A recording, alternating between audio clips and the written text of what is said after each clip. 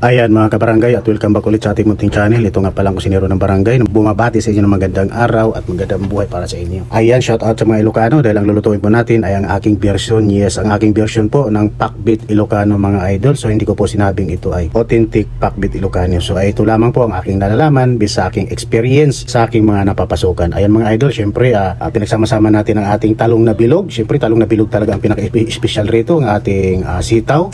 At syempre yung ating ampalaya na bilog mga idol. Syempre meron tayong kamote, okra. Galo rin tayo rito ng saluyot mga idol.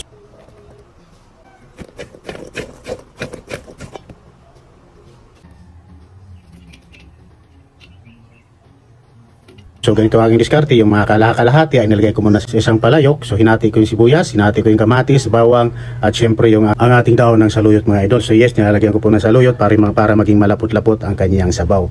So meron rin tayong pritong bangos, so hinati ko sa dalawa. So nilagay ko muna sa ilalim at saka ko ngayon nilagay ang ating gulay. Ayan yung hinalo natin sa isang kaldero kaninang gulay. So nilipat na natin rito sa ating palayok dahil dito po natin siya lulutuin sa ating palayok mga idol. Ayan.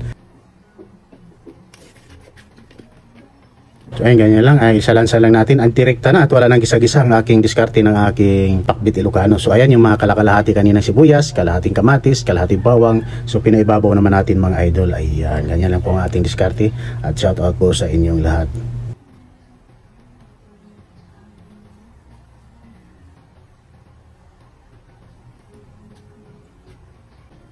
So ayan, syempre meron ulit tayong bangus na nilagay. Maliban doon sa ilalim, naglagay ulit tayo ng pritong bangus mga idol. Syempre para lalong sumarap ang ating Pakbit Ilocano. Ayan, naglagay tayo rito ng kunting bitsin. So optional naman, depende sa inyo. So ayan, nilagay na natin ang ating bagoong isda, yung bagoong sauce mga idol na siyang magpapalasa sa ating Pakbit Ilocano na talaga namang napakasarap. At naglagay rin tayo rito ng kunting mantika. Ayan. So syempre yung sabaw, tubig, ayan.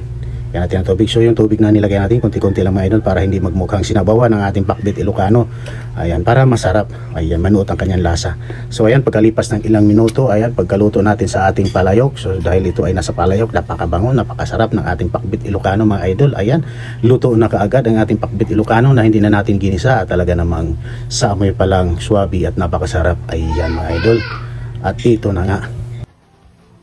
Paluto na nga ang ating Pakbit Ilocano. Ayan, ready to serve na mga idol. So ganyan lang kasimple, kabilis, kadali gumawa ng Pakbit Ilocano.